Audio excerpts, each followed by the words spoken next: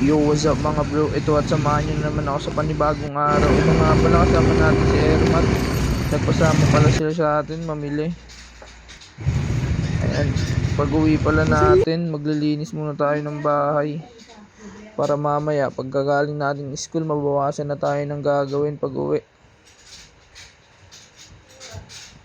Ito at papasok na pala tayo sa school nito.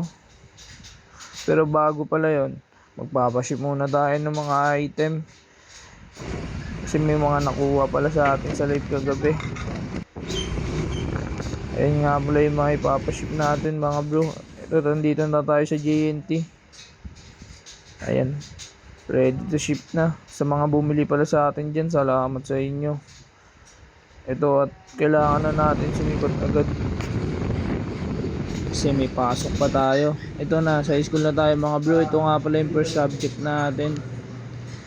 Pagtapos pala na itong first subject natin, tamang FT muna tayo bago pumasok sa susunod na subject natin. Yun nga pala bro, pauwi na nga pala tayo. Sobrang traffic pala na ito pero okay lang. Sobrang goods ng sunset, di ba? Ito pala pag uwi natin, nabutan natin si Esme gumagawa ng ice candy. Ito tamang kape muna tayo kasi maglalaba pa tayo mga bro.